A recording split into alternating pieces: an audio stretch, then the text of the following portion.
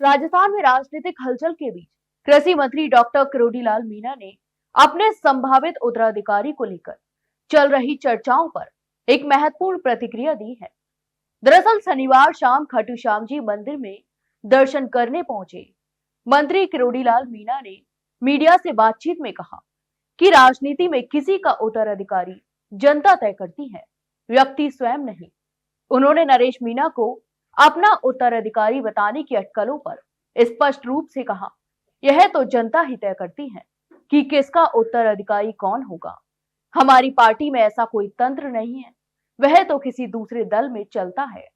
मंत्री किरोड़ीलाल मीणा ने भाजपा की आंतरिक व्यवस्था और संगठनात्मक संस्कृति का हवाला देते हुए कहा कि पार्टी में नेता चुनने की प्रक्रिया बेहद लोकतांत्रिक है।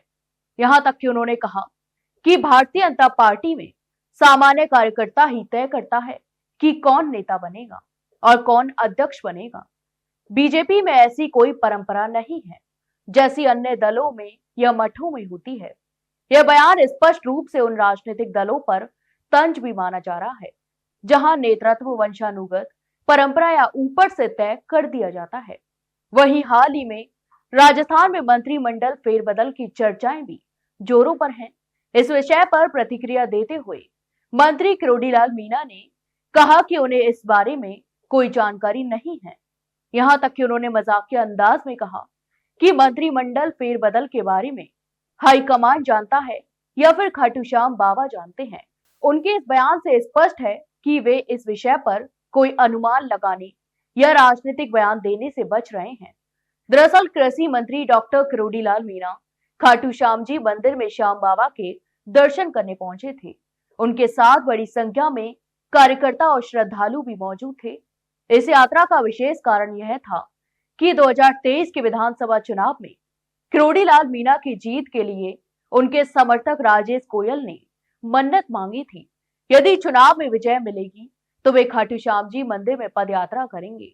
इस दर्शन के बाद मीडिया से बातचीत में मंत्री ने कहा कि चुनाव में है सब चलता रहता है, जिसकी जहां आस्था होती है वह मन्नत मांगता है और प्रार्थना भी करता है।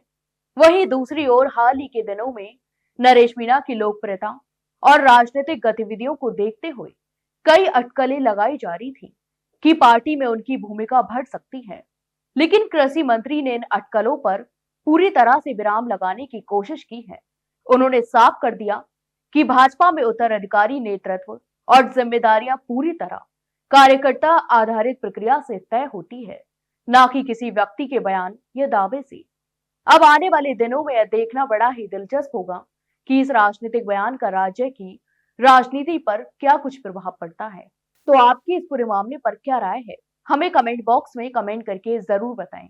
और वहीं वीडियो को लाइक और शेयर जरूर करें और हाँ, चैनल को सब्सक्राइब करना ना भूलें।